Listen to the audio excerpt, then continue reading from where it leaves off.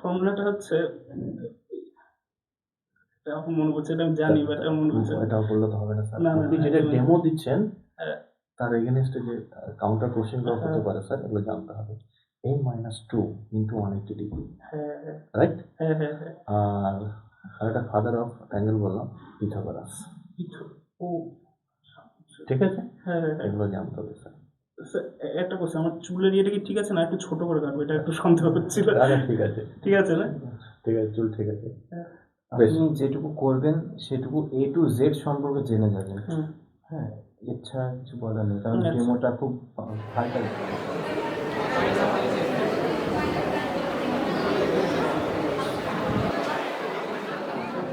Yeah, please take your seat. Please introduce yourself, sir. Sir, আমার নাম সৌরভ দাস। আচ্ছা। আমি নদিয়া জেলার বেথুয়াডাহরি গ্রামের বাসিন্দা।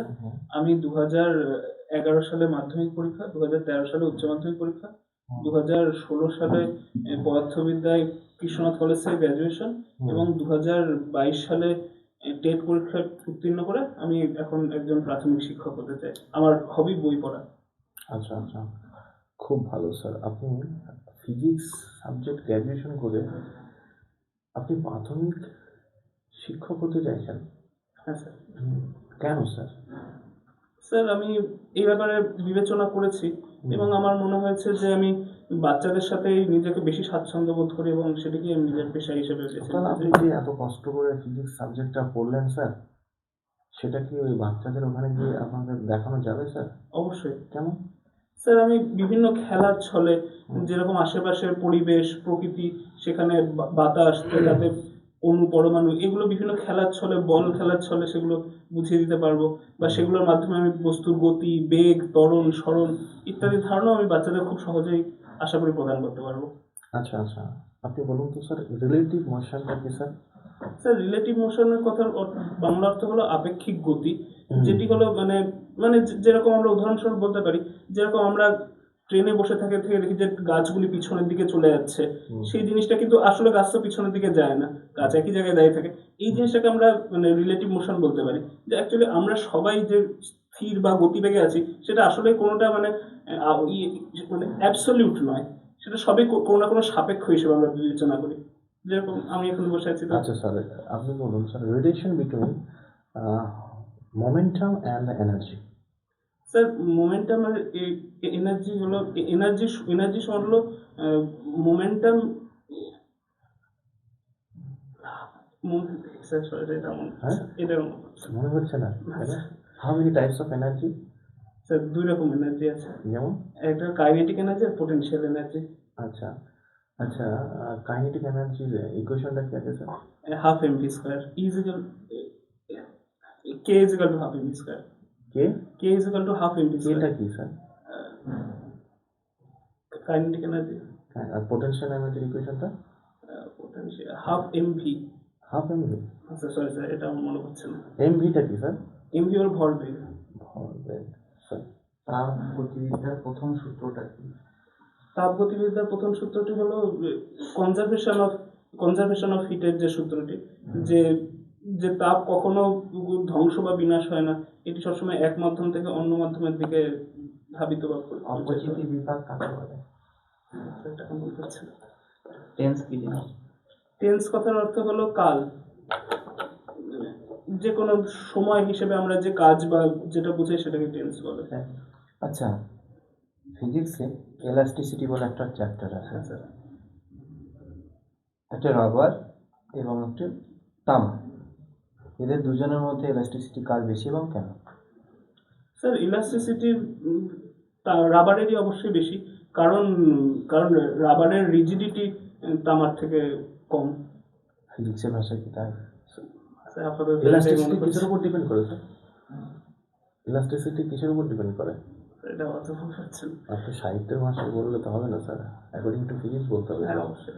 ডাকটাইল বলতে কি বোঝান? এটা মনে হচ্ছে না। কি পড়াবেন? আগের দিন আমরা শিখেছিলাম ত্রিভুজের আকার নিয়ে, আজকে আমরা শিখবো বাহুভেদে ত্রিভুজের প্রকারভেদ।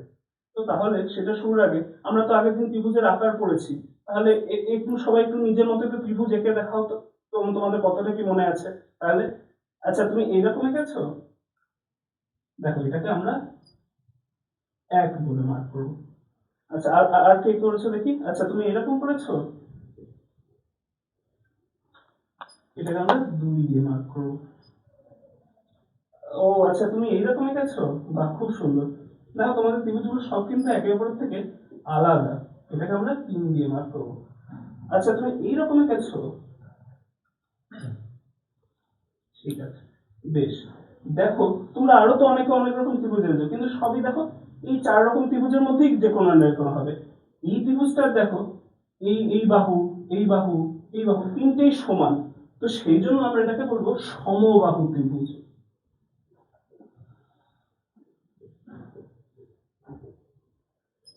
সমবাহু।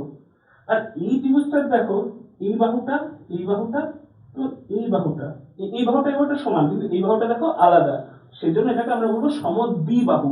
দ্বি মানে 2, তো এটা হলো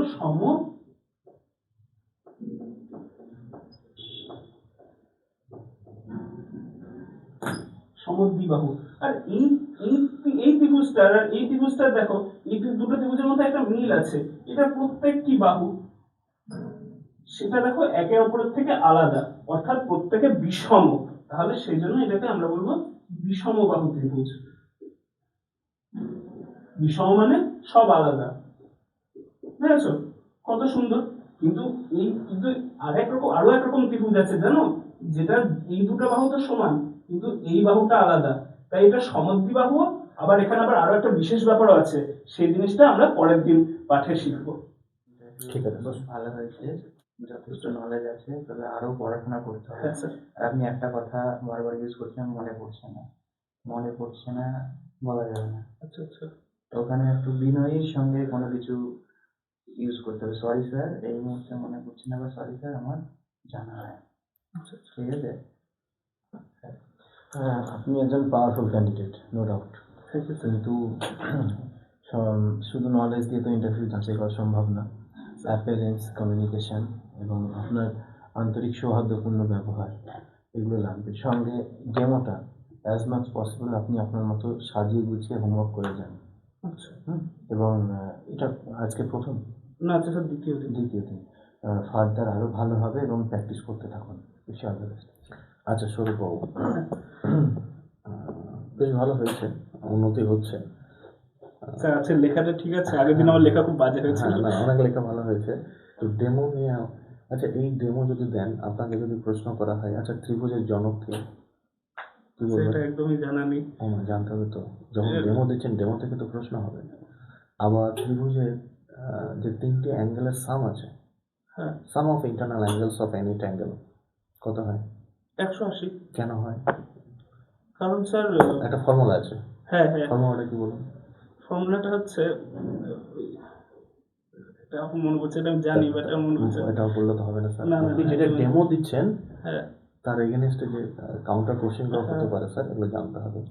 n-2 ইন্টু 180 ডিগ্রি, হ্যাঁ হ্যাঁ রাইট? হ্যাঁ হ্যাঁ হ্যাঁ। আর একটা ফাদার অফ ট্রায়াঙ্গেল বললাম, পিথাগোরাস। ও ঠিক আছে, হ্যাঁ হ্যাঁ হ্যাঁ। এগুলো জানতে হবে স্যার। স্যার একটা কোশ্চেন, আমার চুলের ইয়েটা কি ঠিক আছে না একটু ছোট করে কাটবো, এটা একটু সন্দেহ হচ্ছিল। আচ্ছা ঠিক আছে, ঠিক আছে না? ঠিক আছে, চুল ঠিক আছে। আপনি যেটুকু করবেন সেটুকু A to Z সম্পর্কে জেনে যাবেন। হুম। হ্যাঁ, এছাড়া কিছু বলার নেই, কারণ আচ্ছা। ডেমোটা খুব ভাইটাল কেস। আচ্ছা আচ্ছা, বেশ, থ্যাংক ইউ স্যার। হ্যাঁ।